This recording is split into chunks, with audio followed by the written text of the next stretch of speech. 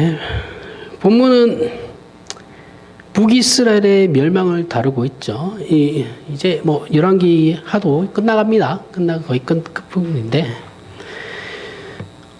북이스라엘은 BC 722년에 수도인 사마리아 성이 아수르 왕 살만에셀에 의해 함락되고 백성들은 아수르와 다른 여러 지역으로 강제로 이주를 당하죠. 성경은 이 강제로 이주당하는 건 이 당시 고대 사회에서는 늘 있었던 일이에요. 뭐 특별한 일은 아닙니다. 다른 나라가 다른 나라를 정복하게 되면 그 나라에 살던 그 백성들은 다른 지역으로 다 흩어버려요. 그래야지 뭉치는 일이 없고 반란이 안 일어나니까. 늘 있었던 일입니다. 늘 있었던 일이고 특별한 건 아니에요. 나중에 남유다도 그렇게 되죠. 그죠? 바벨론으로 끌려가는 사람도 있고 흩어지는 사람도 있고 거기에 남아있는 사람들도 있습니다. 그래서 성경은 북이스라엘의 멸망을 정치 군사적 이유가 아닌 종교적인 이유로 하나님의 말씀을 따르지 않고 이방 민족의 우상들을 섬긴 죄 때문에 나라는 멸망하고 민족 전체가 사로잡혀 여러 곳으로 흩어져 버리는 비극을 맞이했다라고 설명을 하고 있죠. 그러니까 국력이 있었냐 없었냐 이건 중요한 게 아니다. 이게 아니고 너희들이 하나님을 제대로 섬기지 않아서 그렇게 된 거다라고 이제 성경은 정확하게 딱 얘기하고 있죠. 본문에서 자세히 설명하듯이 북이스라엘은 하나님의 말씀을 어겨서 하나님의 진노를 샀고 그렇게 누누이 경고했던 우상들을 섬기며 산당에서 제사를 했죠. 산당에서 제사를 했다라는 것은 이스라엘이 남북으로 나뉠 때 북이스라엘의 초대왕 여로보암이 자기 백성들이 남유다로 넘어가서 예루살렘 성전으로 가는 게 싫었던 거죠. 그게 기껏 나라를 나뉘어가지고 위쪽에 이제 왕 노릇을 하고 있는데 때때마다 이제 예루살렘으로 남유다 쪽으로 넘어가가지고 백성들이 제사를 하게 되면 무슨 생각이 들겠어요? 여기가 우리의 본향이구나라는 생각을 한단 말이죠. 그러면 이 사람들 마음속에는 이상한 마음들이 들죠. 반란이 일어나게 되죠. 그게 싫어가지고 그 북이스라엘 쪽에 이제 큰 산당 두 개를 만들죠. 만들어가지고 야 너네 이제 그 예루살렘 성전 갈 필요 없어. 때때마다 가지 말고 이 산당 두 개를 내가 지었으니까 여기서 제사를 지내라 하고 거기에 금송아지 만들고 막 합니다. 연병들을 해요. 그 후로 이제 이스라엘 곳곳에 산당들이 만연하게 되죠. 만연하게 되고 그 북이스라엘 곳곳입니다. 나중엔 남유다도 마찬가지입니다. 그리고 점점 타락하여 이 산당이 우상 숭배의 거점이 되고 맙니다. 그래서 산당을 세운다라는 것은 원래는 그런 의미는 아니었지만 어쨌든 그 나라가 이제 후반부로 가면서 이제 멸망할 때가 다 돼가니까 이제 산당을 세운다라는 건 곧 우상 숭배 이렇게 이제 등식이 허용되게 돼버리는 거죠. 이런 이스라엘의 멸망이라는 하나님의 심판에 대하여 우리는 그저 저들이 하나님의 명령을 어기고 경고를 무시해서 망했다라고 생각하는데 그렇게 생각하면 안 된다 그랬어요. 그죠? 단순한 문제가 아닙니다. 이게 그렇게 단순할 거면 뭐 설교가 필요하겠습니까? 그죠? 성경만 봐도 되지. 이 단순한 문제가 아니에요. 그냥 쟤네들은 하나님 말 안 들어서 망한 거야. 성경이 그렇게 얘기하고 있잖아. 이게 표면적으로는 그렇죠. 근데 그게 그렇게 다가 아닙니다. 그 이유는 뭐냐면 하나님은 이스라엘에게 우선 그 앞에 주신 약속이 영원한 약속이에요.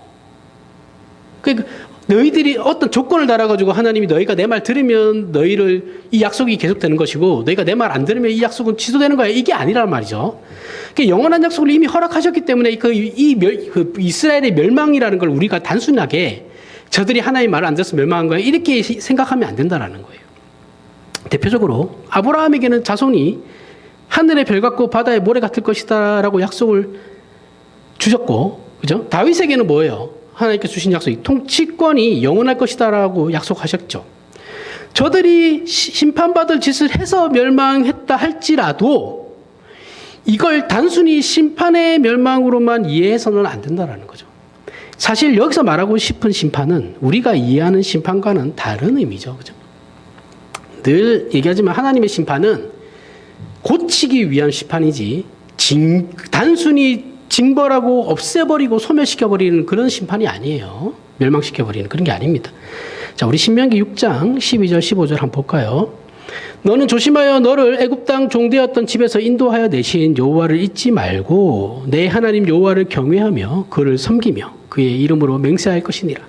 너희는 다른 신들 곧 내 사면에 있는 백성의 신들을 따르지 말라. 너희 중에 계신 너희의 하나님 여호와는 질투하시는 하나님이신즉 너희 하나님 여호와께서 내게 진노하사 너를 지면에서 멸절시키실까 두려워하노라. 자, 심판은 하나님의 질투 때문에 생긴 것이다 라고 신명기에서 말하고 있어요. 그렇죠? 자, 질투라는 건 뭡니까? 질투라는 건 사랑이 전제가 돼야 되는 것이죠. 그죠? 사랑의 한 형태예요. 그래서 사랑하는 상대방에게 상처를 받아서 분노하는 게 질투예요. 하지만 본문의 이스라엘의 심판은 하나님이 이스라엘과 약속을 하셨을지라도 저들이 얼마나 말을 안 듣고 화가 나셨으면 그 약속을 폐기하면서까지 이스라엘을 멸망시킨 것으로 이해하면 안 된다 그랬어요. 그죠? 그게 아니에요. 그 이유가 뭐라 그랬습니까? 사랑은 당연히 감정을 수반하지만 그렇다고 감정적인 것만 있는 건 아니죠. 그 사랑은 사실 감정적인 것보다는 책임이 훨씬 큽니다. 그죠? 책임이 동반돼야 돼요. 사랑의 감정 알죠? 얼마 안 갑니다. 그게 그래서 저 사람은 나를 몇 년 같이 살아봤더니 저 사람은 나를 안 사랑하나 보다. 아니에요. 그런 거 아니에요. 사랑은 책임이 훨씬 더 큰 거예요. 기독교에 있어서 사랑은 그래서 최선의 의지입니다. 최선의 의지예요. 물론 이 말은 참된 선을 행할 때라는 조건이 붙어요. 참된 선을 행할 때 그 사랑이라는 것이 최선의 의지다라는 것이 되는 건데 하나님은 언제나 선하시죠. 제가 늘 얘기하죠. 하나님은 절대 선이시다. 그죠? 언제나 선하기 때문에 이 말은 늘 참된 겁니다. 그죠? 하나님에게 있어서는 늘 사랑은 최선의 의지가 되시는 거예요. 하나님 자체가 선이시기 때문에 그런 겁니다. 사랑에서 질투가 발생하는 건 뭐예요? 사랑은 본질적으로 포기할 수 없기 때문에 그런 것이죠. 사랑은 상대방을 포기하는 게 아니에요. 우리는 하나님이 이스라엘을 심판하셨다라는 것을 이스라엘이 하나님을 버리고 잘못된 길로 가는 걸 하나님이 두고 볼 수 없었기 때문에 그렇게 하신 것이죠. 두고 볼 수 없었다라는 건 뭐예요? 너무 화가 나서 참을 수 없었다라는 말이 아니라 당신님이 지금 이스라엘을 사랑하고 있는데 이 사랑을 중간에 끊을 수 없다라는 거죠. 그 사랑을 중단하실 수 없었기 때문에 저들이 잘못된 길로 가는 일을 방치하실 수도 없었다라는 거예요. 부모가 자식이 잘못된 길로 가면 그 다리 몽둥이를 부러뜨리더라도 다시 잡아와야죠. 그죠? 도망갔으면 머리끄댕이 잡고라도 집에 가출했으면 머리끄댕이 잡고라도 집에 다시 데리고 와야죠. 그죠? 그런 거라는 거예요. 그게 부모가 뭐예요? 왜 그래요? 사랑하니까 그런 거죠.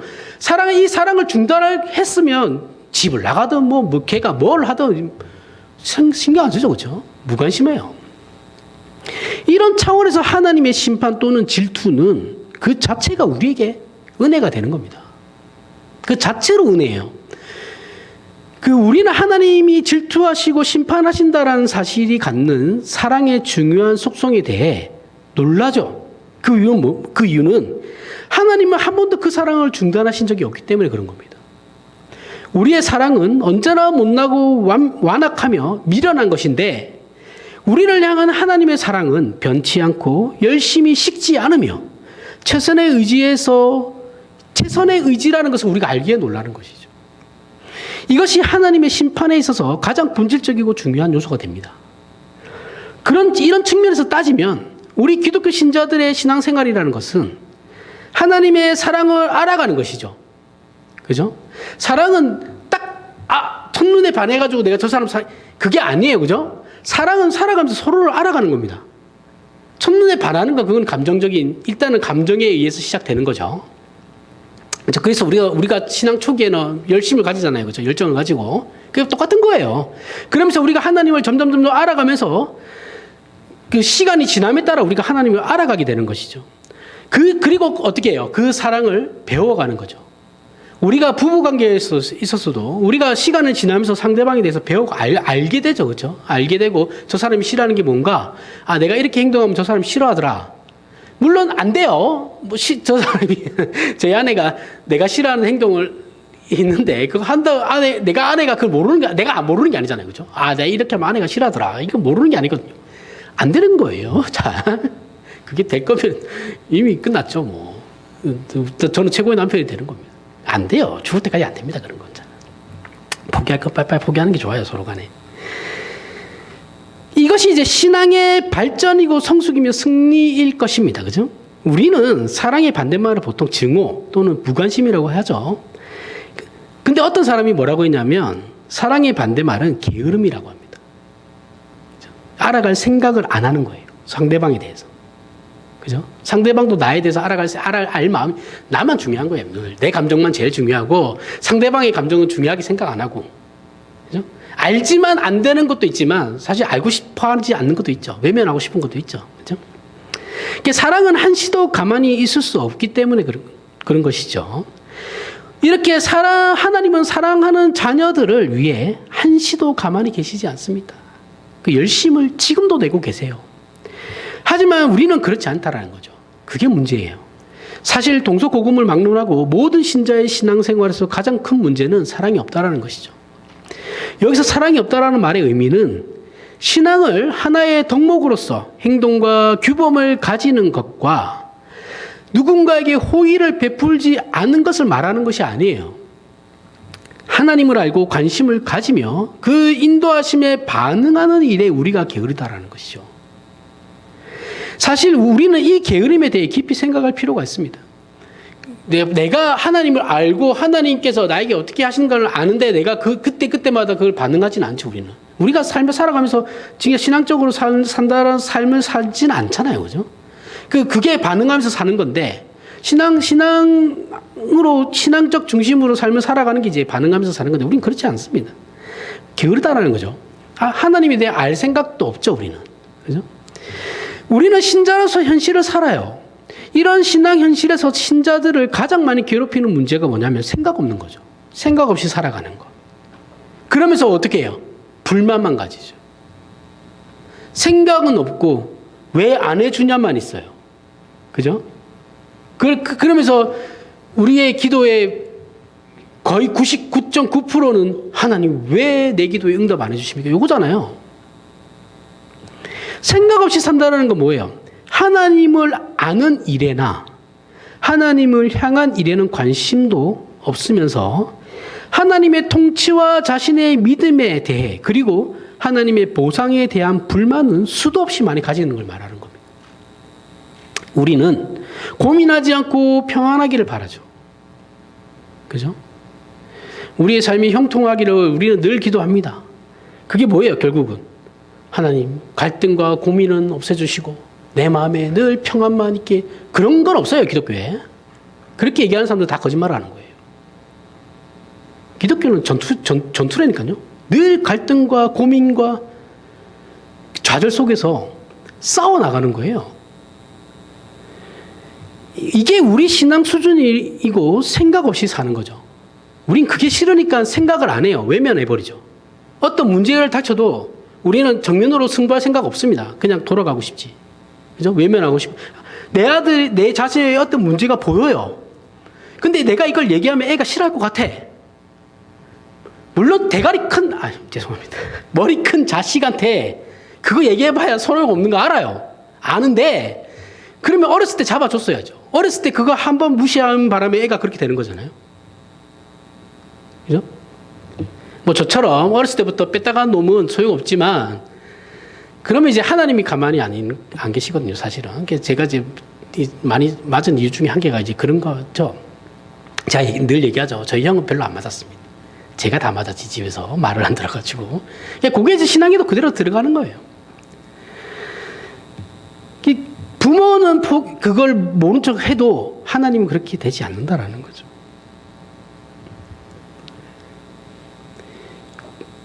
하나님은 이스라엘의 잘못을 꾸짖기 위해서 더 근본적으로 그 사랑을 중단하시지 않고 계속해서 사랑을 하고 계시지만 우리는 그 사랑을 중단할 만큼의 시작을 한 적도 없어요. 그죠? 하나님이 우리에게 사랑을 주시는 것만큼 우리는 그 사랑을 시작하지 않아요. 했다고 생각하지만 사실은 아니죠. 오늘날 신자가 스스로를 괴롭히는 것 중에 하나가 모호하게 사는 겁니다. 모호함. 모호하다라는 건 구체적으로 무엇을 해야 하는 것에 대해 아무런 생각도 행동도 하지 않고 모두 보류시키는 거죠. 나중에 할게요, 하나님. 나중에 시간 되면 다 하겠습니다. 지금은 바빠서 안 됩니다. 나중에 할게요. 요거 지금은 내가 굉장히 힘들어서 내 감정이 허용하지 않아요, 하나님. 나중에 좀 편안한 마음이 됐을 때 하겠습니다. 이런 거. 그 이유는 뭐예요? 깊이 생각해봤자 어떻게 해야 하는지를 모르기 때문에 그런 겁니다. 답을 모르니까. 어떻게 해야 하는지에 관한 문제는 우리가 결론으로 가면 구체적으로 그 방향을 제시하겠습니다. 어찌되었든 우리는 신앙을 가졌기 때문에 기도합니다. 그죠? 성경도 봐요. 말씀을 따라서 열심히 살겠다는 다짐도 해요. 안 하지 않습니다. 해요. 그러나 그것을 하나님이 이스라엘과 우리를 다루듯이 정말 열심히 하지는 않아요. 적당히 발만 거쳐놓죠. 그렇죠? 우리는 선택했고 작정했기에 우리 할 일은 다 했다고 여기죠. 하나님, 근데 기도할 때 하나님 내가 오늘 말씀 듣고 이해했어요. 이 말씀 이해했고 이제 앞으로 하나님 그렇게 살 겁니다. 다짐 딱 하고 예배당 빡 나가요. 그죠? 그럼 우리는 우리 할 일 다 했다고 생각해요. 그러면서 일주일은 또 내 마음대로 살죠. 그죠? 그 말씀은 이미 안드로메다로 보내버려죠. 그죠? 그게 이게 제가 늘 옛날부터 이런 말 많이 하잖아요. 예배당 벗어나면은 세상과 똑같이 가는 이유가 자기 할 일 다 했다고 생각하는 거예요. 예배만 드리면 내 할 일 다 했다고 생각하는 거예요. 그러니까 한국 교회가 성장을 안 하죠. 성숙됨이 없죠. 말씀은 예배당 문 나가는 순간 다 잊어버리는데 오늘 목사님 뭐라고 하디? 설명 좀 해봐 간단하게 하면 아무도 설명 못해요.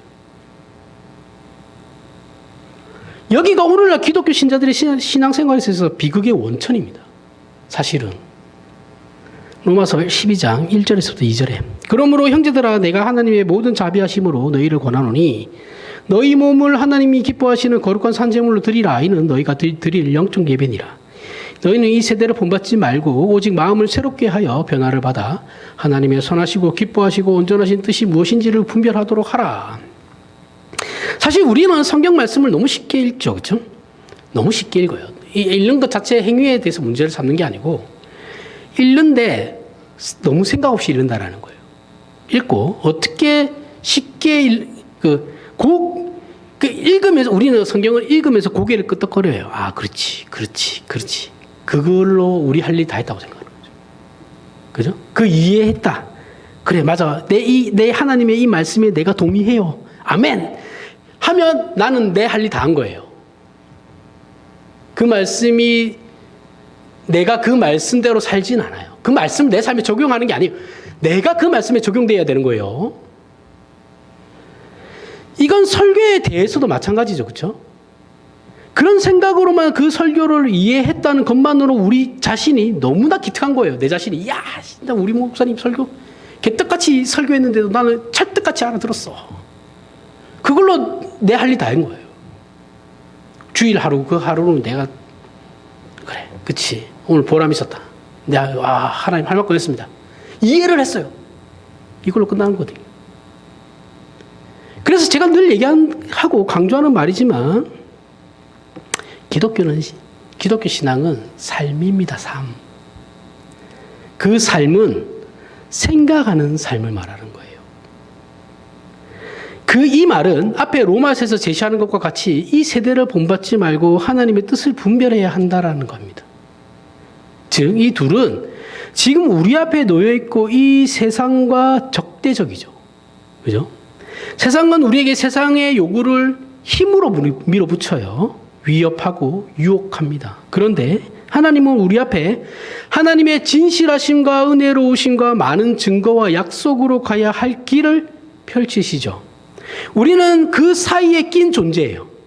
그 사이에 낀 존재로 성경을 읽으며 단순히 동의하고 고개를 끄덕였다고 설교를 듣고 이해하며 동의했다고 그쪽으로 갈 수 있는 게 아니라 거기로 우리의 현실적인 발걸음을 한 걸음 내디뎌야 된다는 거예요.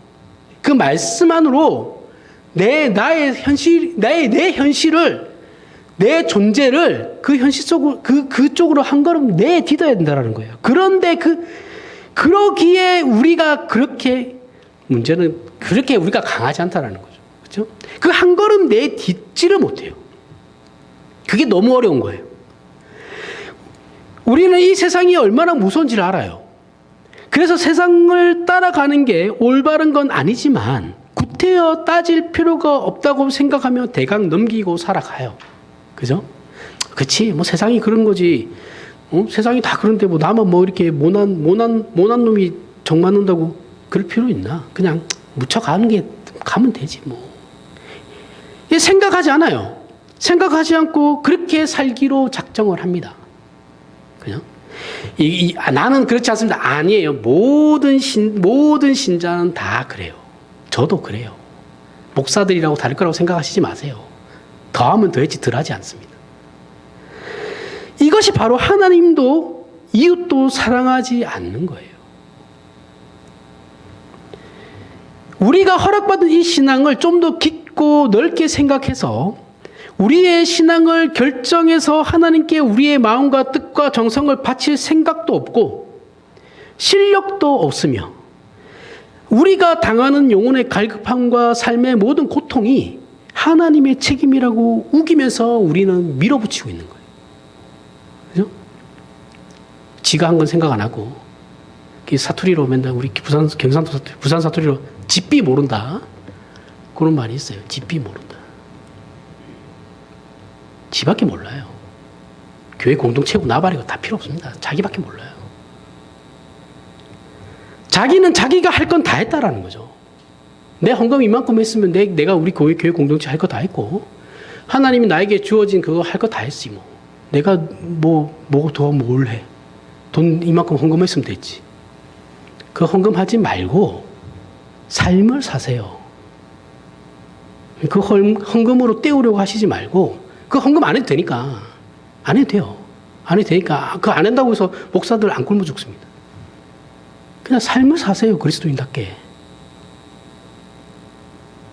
도대체 뭘 했다라는 건지 모르겠어요. 자기는 신앙을 고백했어요. 나는 하나님, 나 신앙 고백했잖아요. 그 웨스트민스터 신앙 고백서를 제가 전적으로 동의하고 하나님. 이 전통적 정통 신앙을 내가 소유한 자입니다. 하나님. 어쩌라고요? 그걸 소유했는데 왜? 그 다음에 어떻게 할 건데? 그 다음이 없어요, 우리는.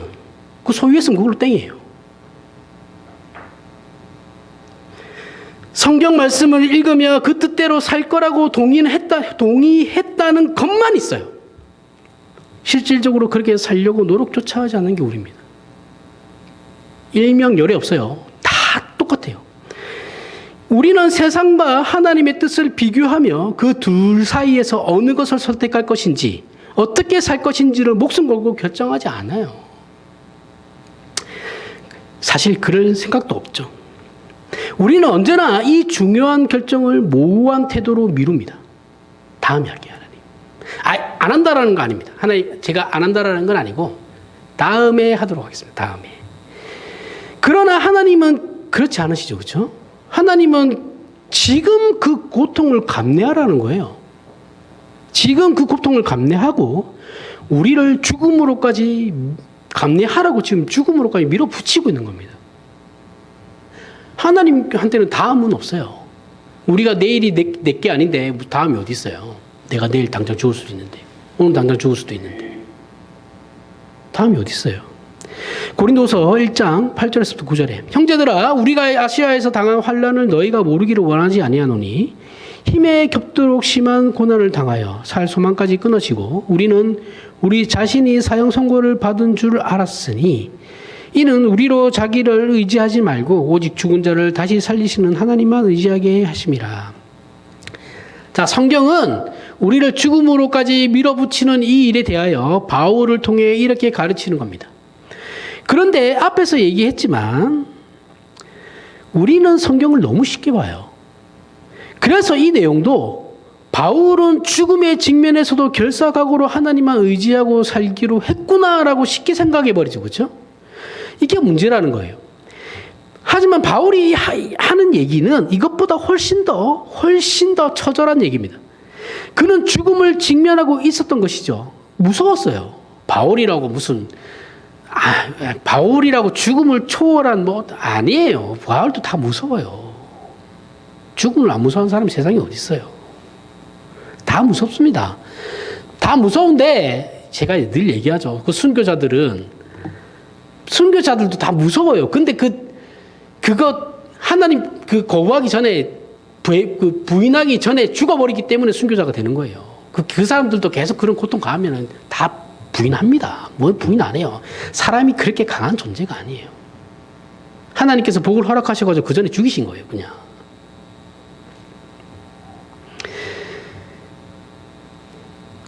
하나님께서는 당신님의 종인 바울을 죽음에서 면하게 해주시는 것이 아니라 죽음을 어떻게 해요? 받아들일 수밖에 없는 자리까지 몰아가시는 거예요.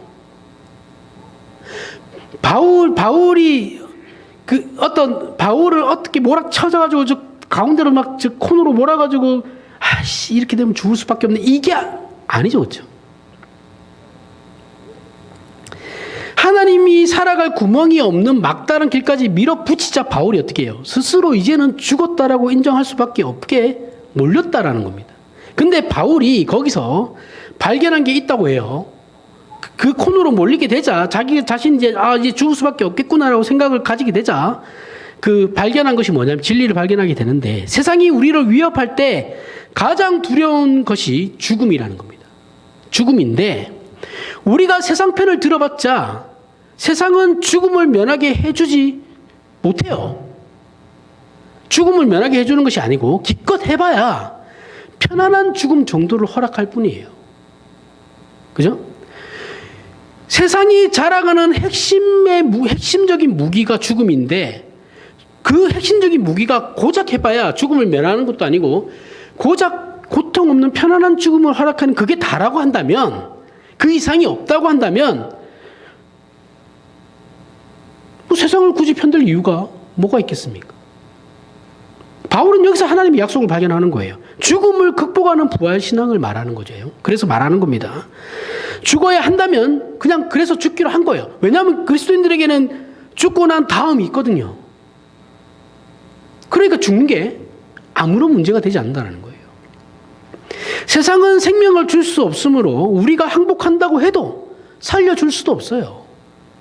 여러분 우리가 그래 나는 세상에 항복하기로 했어. 이제 세상대로 살아야겠다. 이걸 거스르기에는 내가 너무 위험해. 그렇게 해서 했다 쳐요. 그러면 그렇다고 해서 세상이 그러면 내 목숨을 더 연장시켜주고 나에게 없는 생명을 더 주고 그런 게 있나요? 없어요. 그런 거 없습니다. 죽어요, 그냥. 죽는 건 똑같다라는 거예요. 세상은 결국 우리에게 줄 수 있는 건 죽음밖에 없어요. 그러므로 우리의 유일한 소망은 예수 그리스도 안에 부활 생명밖에 없다라는 거 바울이 죽음에 직면해서 새삼스럽게 깨닫게 되는 겁니다. 우리 모든 신자의 현실적인 고통이 바로 여기에 있죠. 하나님은 우리를 여기까지 몰아가시는 거예요. 그런데 우리는 신앙이 좋으면 하나님이 봐주실 걸로 생각한다는 거죠. 내가 하나님을 향해 좀 더 열심을 내고 내가 하나님을 향해 좀 더 헌신하면 하나님이 아마 내 사정을 봐주실 거다. 아니에요. 안 봐줘요. 그런 거 없어요. 그렇게 얘기하는 사람 다 사꾼이라니까. 사랑이 멈추질 않는다니까요. 우리가 신앙상으로 가지는 나쁜 편견 중에 하나가 신앙이 좋은 것을 순진무구함으로 생각한다는 거예요. 순진하면 신앙이 좋은 줄 알아요. 한국 교회 특징이에요. 쟤는 진짜 착해. 그러면 신앙 좋은 거라고 생각해요. 절대 아닙니다. 아니에요. 절대 아니에요.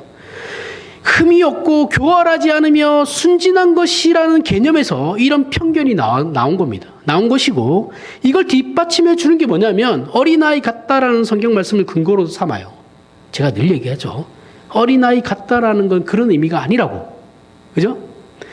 어린아이와 같아야 한다라는 거 흠없고 교활하지 않으며 순진한 것이 아니라고 귀에 못이 박히도록 얘기했습니다. 그런 게 아니에요.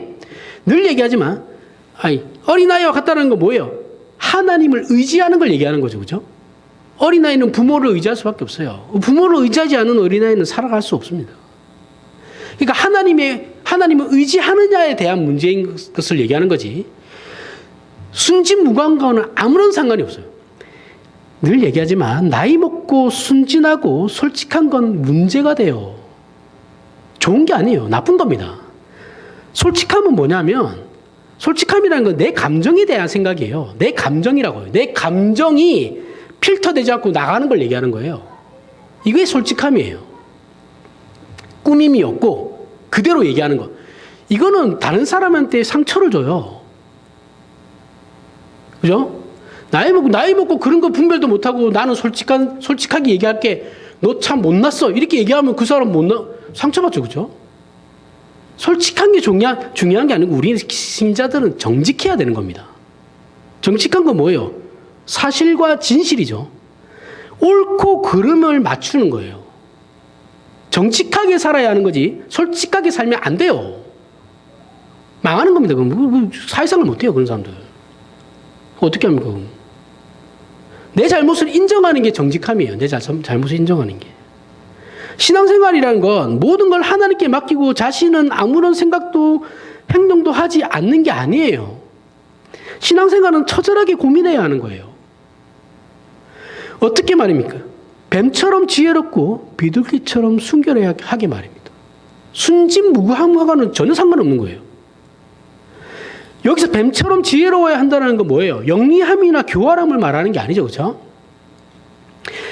어리석지 않은 것, 신중함과 분별력을 말하는 거예요. 그게 뱀처럼 지혜로운 거예요. 그럼 비둘기처럼 순결하는 건 뭐예요? 온유함과 악의가 없는 상태를 얘기해요. 착한 거는 무능한 거하고 똑같아요. 착한 게 좋은 게 아니라니까요. 온유함을 가져야 되는 거예요. 온유함과 내가 저 상대방에 대한 악의가 없다라는 걸 가져야 되는 거예요. 악의적인 감정이 없는 거. 착하고 솔직한 거 좋은 거 아니에요. 절대 좋은 거 아닙니다. 애한테 착하게 자라라고 얘기하지 마세요. 그렇게 얘기하지 마세요. 좋은 거 아닙니다. 지혜는 냉철해야 돼요. 냉철하고 마음은 순수해야 되는 겁니다. 이 두 가지를 우리 신앙인들은 항상 균형을 잡아가야 돼요. 우리는 이런 상태로 세상과 인생의 고통의 한가운데를 통과해야 하고 죽음을 뚫고 나가야 하는 것이죠. 그리스도인들은 늘 죽어야 한다 그러잖아요. 그렇죠? 우리 신자는 죽어야 됩니다. 내 자신이 하나님 앞에서 죽어야 되는 거예요. 내가 살아있으면 다음이 없어요. 죄송한데 살아있으려고 하면 부활신앙을 경험하지 못해요. 내가 죽어야지만 부활신앙을 경험할 수 있는 거거든요. 근데 우리 다 보면 살아가지고 내 것 막 얘기하고 내 것만 막 얘기하고 그죠? 다른 사람 얘기 듣지도 않고 에이씨 모르겠다 하고 사고 퍼버리고 그죠? 뭐 공동체에 어떻게 되는가 말든가 예배 시간에 중간에 일어나가지고 목사한테 삿대질 하면서 그죠?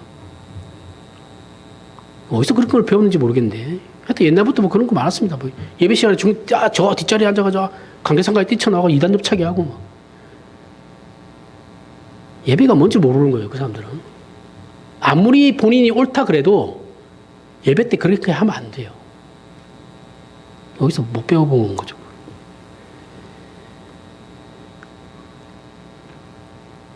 우리는 이런 상태로 세상과 인생의 고통의 한가운데를 통과해야 하고 죽음을 뚫고 나아가야 하는 거죠. 죽어야 하는 겁니다.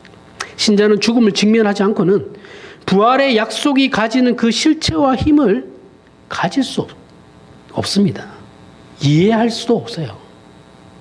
그러면 우리는 하나님은 왜 사랑을 그런 식으로 하시냐? 정말 그렇게밖에 사랑하실 수 없는 겁니까? 라고 반문하죠. 하나님은 당신님의 아들도 우리를 위해 죽으신 분이십니다. 그런데 이건 자 생각해 보세요. 하나님께서 예수 그리스도를 우리를 위해 죽이셨어요. 그러면 하나님께서 우리를 그렇게 해서 자녀를 삼으셨잖아요. 그러면 하나님께서 우리를 죽여가지고 믿지 않는 사람을 위해서 죽일 수 없을 거라고 생각하는 건 도대체 뭐죠? 예수 그리스도도 죽이셨는데 자녀된 우리는 왜 못 죽이겠어요? 예? 그 죽여가지고 믿지 않는 사람을 믿게 다시 만드는 그 일을 왜 안 할 거라고 생각하시는 거예요? 예수도 죽였는데? 내가 뭐라고?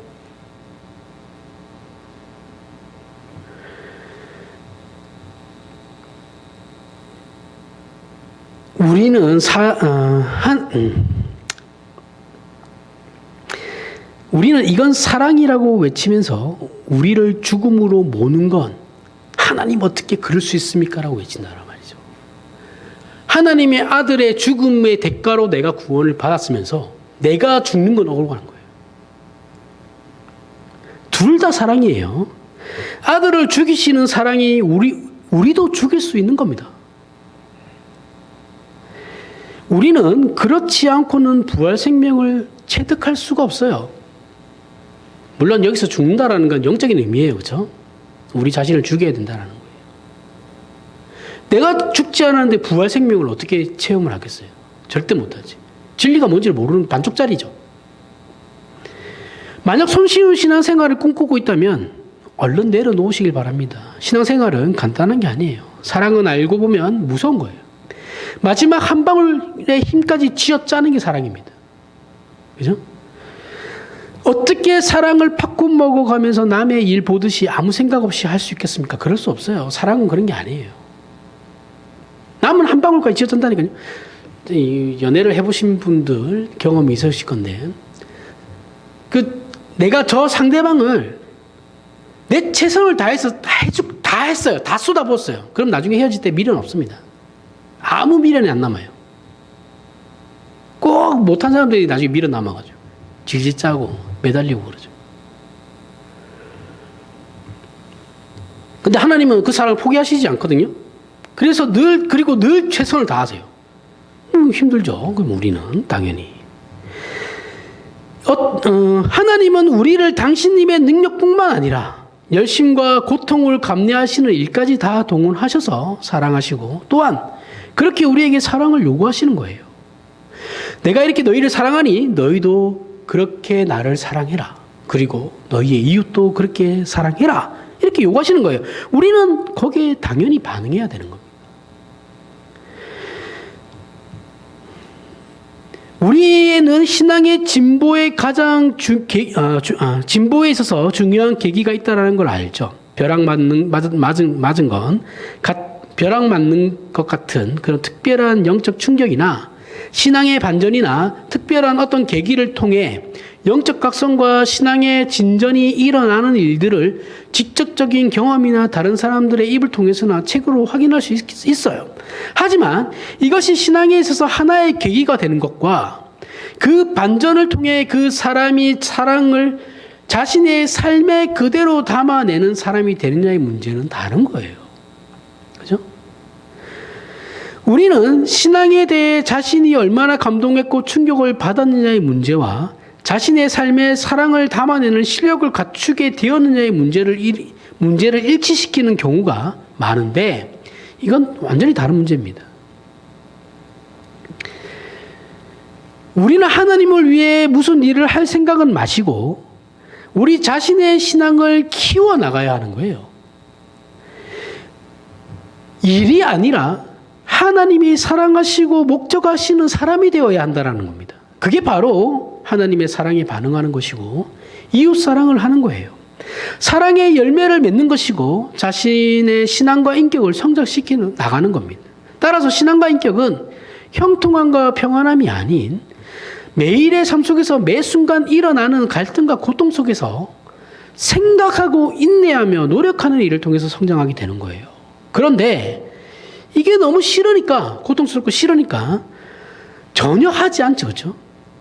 그리고 그런 삶을 사는 게 전혀 성장하는 것처럼 보이지도 않는다라는 거예요. 이게 문제죠. 그래서 우리가 신앙생활을 제대로 하는지를 스스로 판단하려면 차라리 신앙생활을 포기하는 게 낫다. 야, 이렇게 살 바에는 차라리 신앙을 포기하는 게 낫다라는 생각이 든다면 그러면 여러분은 신앙생활을 제대로 하고 있는 겁니다.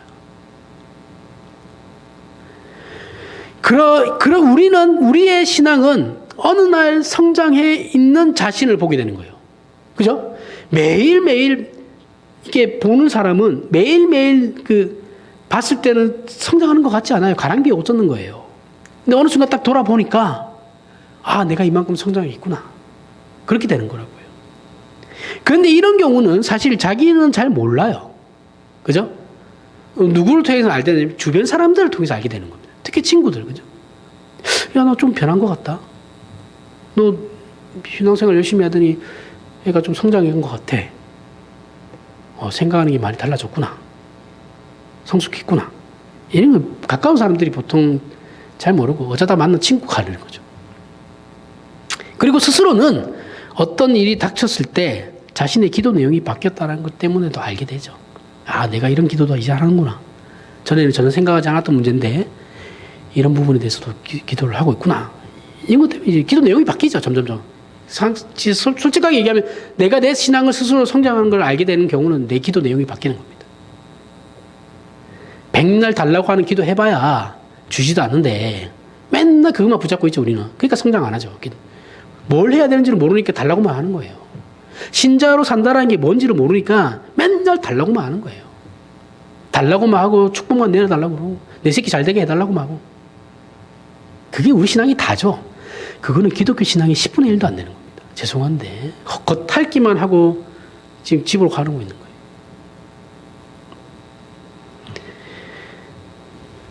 공부나 운동을 열심히 하는 사람들 보세요. 스스로에게 만족하는 사람 없습니다. 올림픽 같은 경우 선수들 인터뷰하는 거 들어보세요. 만족하는 사람이 없어요. 우리가 볼 때는 아무것도 아닌 걸 가지고 저 사람들을 분석한다니까요. 분석하면서 호흡을 어떻게 할 것인가. 이때 내가 팔의 움직임을 어떻게 하지. 그 작은 것까지도 분석해요. 고민해요. 그 작은 결점마저도 극복하려고 죽을 똥 살똥 한단 말이죠. 하지만 못하는 사람들은 뭐예요?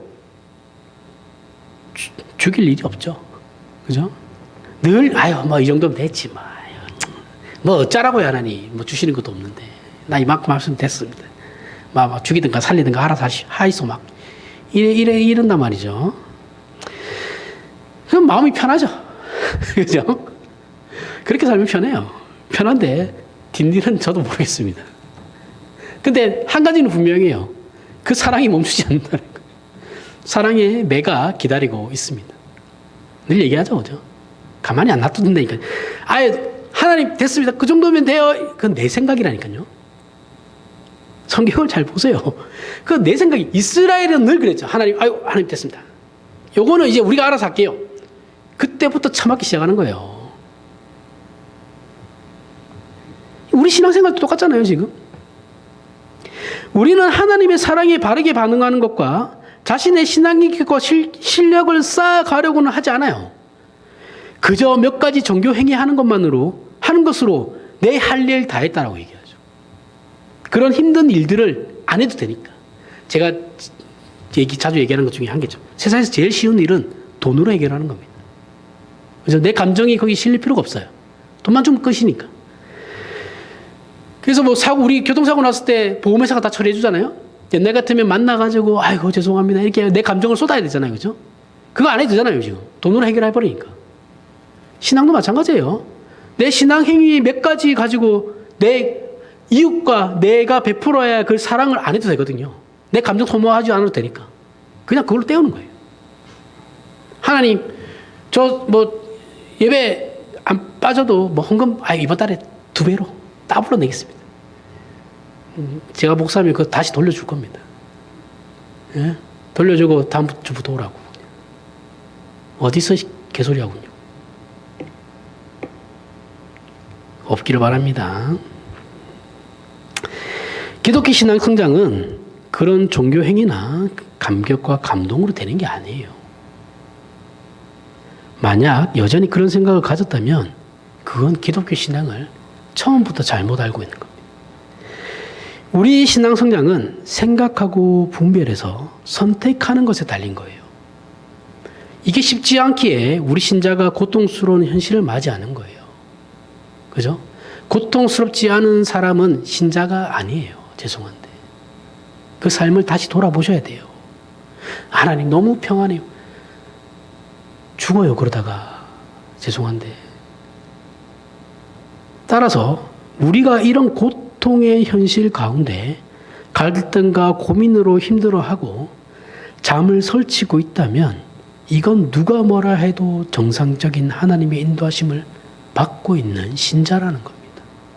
내가 말 한마디 실수한 것 때문에 너무 마음이 불편하고 너무 미안해서 그렇게 하고 있다면 그건 잘하시는 거예요. 누구라도 그분은 신자예요. 골로새서 3장 12절에서부터 17절에 그러므로 너희는 하나님이 택하사 거룩하고 사랑받는 자처럼 긍휼과 자비와 겸손과 온유와 오래 참음을 옷 입고 누가 누구에게 불만이 있거든 서로 용납하여 피차 용서하되 주께서 너희를 용서하신 것 같이 너희도 그리하고 이 모든 것 위에 사랑을 더하라. 이는 온전하게 매는 띠니라. 그리스도의 평강이 너희 마음을 주장하게 하라. 너희는 평강을 위하여 온몸으로 부르심을 받았나니 너희는 또한 감사하는 자가 되라. 그리스도의 말씀이 너희 속에 풍성히 거하여 모든 지혜로 피차 가르치며 권면하고 시와 찬송과 신령한 노래를 부르며 감사하는 마음으로 하나님을 찬양하고 또 무엇을 하든지 말에나 일에나 다 주 예수의 이름으로 하고 그를 힘입어 하나님 아버지께 감사하라. 이 말씀이 앞의 내용과 어떻게 연결되는지를 보시라는 거예요. 주변에 보면 이 말씀을 외우는 사람들 많습니다. 그죠? 외우지 마세요. 제발. 능력이 되면 외우세요. 저는 못 외워서 안 외웁니다. 성경을 진짜 못 외워요. 안 외워져요. 외우려고 애쓰지 말고 이 말씀대로 살려고 애를 쓰세요. 제발. 성경 얼마나 외우고 있는 게 자랑이에요. 그래서 외우는 거 그래, 오케이. 좋아요. 그냥 얼마나 그 말씀대로 사는데요, 도대체. 예? 밥 먹을 때 제발 성경글 좀 외우라고. 그런 거 요즘 안 하죠. 옛날에 그런 짓 많이 했잖아요. 수련회 가면, 그죠? 성경글 좀. 그 뜻도 모르고 외워서 뭐 어쩌라고. 밥 먹을 때 좀 편하게 먹으면 안 돼요? 그 애들한테 그걸 매일 밥을 순서대로 경쟁을 불러일으켜가지고 애들 사이에서 신앙 경쟁을 왜 시켜요, 교회가. 바보짓이죠, 그거 다. 그러지 말라는 거예요. 살려고 애를 쓰셔야 됩니다. 안 내어도 돼요. 대충 이런 말씀이구나. 성경을 우리가 이해하는 게 중요한 거예요. 이해하시죠? 제 설교를 다 외우라는 게 아니잖아요. 제가 설교할 때, 무슨 말을 하는지를 이해하라는 거예요. 그죠? 이해하고 그걸 내 걸로 만들려고 노력을 해야 되는 거예요.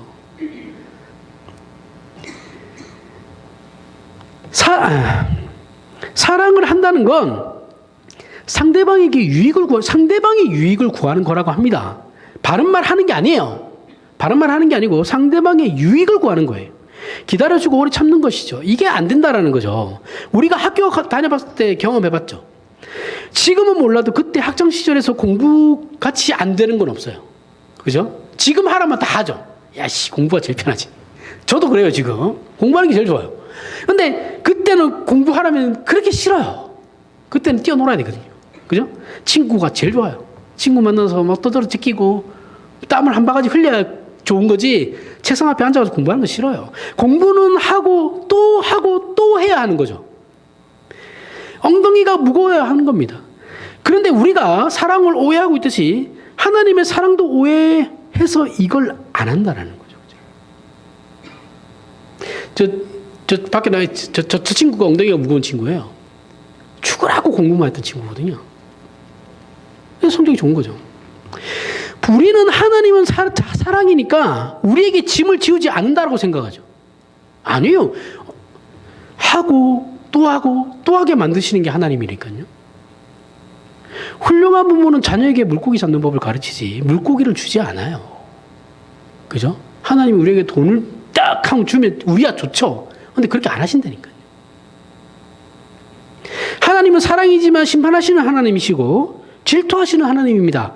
성경이 말하는 것 중에 어느 것 하나 우리가 쉽게 할 수 있는 일이 있습니까? 없어요. 하나도 없습니다. 죄송한데. 우리 신자는 우리 자신의 본성과 너무나도 거리가 먼 긍휼과 자비와 겸손과 온유와 오래 참음으로 옷을 입어야 하기 때문에 그런 거예요. 그러한 것으로 내가 이웃들과 함께 살아야 하거든요. 내가 손해를 봐야 되고 내가 늘 상처 입어야 되고 내가 늘 당해야 되는 입장이에요. 그게 뭐가 쉬워요, 그게. 그거 쉽다고 하는 사람 다 제가 얘기하죠. 늘 사건이라고. 이것을 하려면 예전에 학교 다닐 때 공부한 것보다 더 깊은 싸움을 해야 되는 거예요. 그렇지 않고 신앙이 저절로 자랄 거라고 생각하는 것은 하나님의 사랑을 무시하는 겁니다. 하나님은 그렇게 우리를 사랑하지 않아요. 최선을 다하시지. 최선을 다해서 때리시지. 그죠? 최선을 다해서 복을 주시는데 말 안 들으면 최선을 다해서 때리십니다. 아파요. 진짜 아픕니다. 우리의 신앙생활에서 가장 큰 병은 우리가 사랑을 어떻게 키우고 책임져야 하는 것인지를 몰라서 체념하는 겁니다. 체념하는 신앙이 제일 나빠요. 어쩔 줄을 몰라 합니다. 뭘 해야 하는지를 몰라요. 한국 교회가 딱 그래요. 맨날 복 받는다는 소리만 짓거렸으니 교인들이 뭘 해야 되는지를 몰라요. 신앙생활이라는 게 어떤 건지를 몰라요. 그냥 저 교회 열심히 다니면 되는 거 아닌가? 그렇게 키웠다고요. 그러니까 한국 교회가 조그마한 문제만 생기면 교회가 박살나죠. 그 안에서 뭘 어떻게 해결할 생각은 안 해요. 서로의 주장만 막 공중에서 부딪혀요. 그래서 목사, 강대상에 설교하고 있는 목사 멱살 잡고 끌어내리죠. 예? 물론 그 목사가 잘못한 것도 있겠죠. 또 무엇을 하든지 저절로 되는 건 없습니다. 또 무엇을 하든지 말에나 일에나 다 주 예수의 이름으로 하고 그를 힘입어 하나님 아버지께 감사하라. 사실 이건 죽을 때까지 우리가 할 수 없어요. 하지만 노력하고 애를 써야 되는 겁니다. 안 된다고 해서 안 하는 게 아니라 우리는 그거 안 될 거 뻔해요. 뻔한데 그래도 해야 되는 거예요. 그리고 하나님의 사랑을 과소평가하지 마시라는 겁니다. 아니 하나님 그만 저는 여기까지. 그건 네 생각이 내 생각이. 그죠? 하나님은 그런 생각이 없어요. 하나님의 사랑을 과소평가하지 말라니까요. 복도 그만큼 주시지만 때리는 것도 그만큼 때리시는 거예요. 하나님은 절대 포기하지 않으십니다. 이것만 기억하시면 돼요. 절대 포기하지 않으세요. 그러니 그 사랑에 우리도 사랑으로 답을 하셔야 돼요. 하실 때까지 맞아요. 아니면 울어야 합니다. 그게 안 되니까 안 되는 내 자신을 보면서 울어야 돼요. 울어야 되고 그럼에도 불구하고 포기하면 안 됩니다. 고통스럽기 때문에 울어야 하는 거죠. 하지만 그 결국은 우리가 이기는 겁니다. 기도하겠습니다. 하나님 아버지 은혜를 감사합니다. 하나님의 심판이 하나님의 사랑인 것을 확인합니다. 그 심판이 우리의 현실 속에 있고 하나님은 우리를 죽음으로 몰아가십니다. 하나님 우리가 거기서 부활 생명을 얻게 하여 주시옵소서. 그 실력을 가질 수 있게 하여 주시옵소서. 예수님 이름으로 기도합니다. 아멘. 우리 일어나시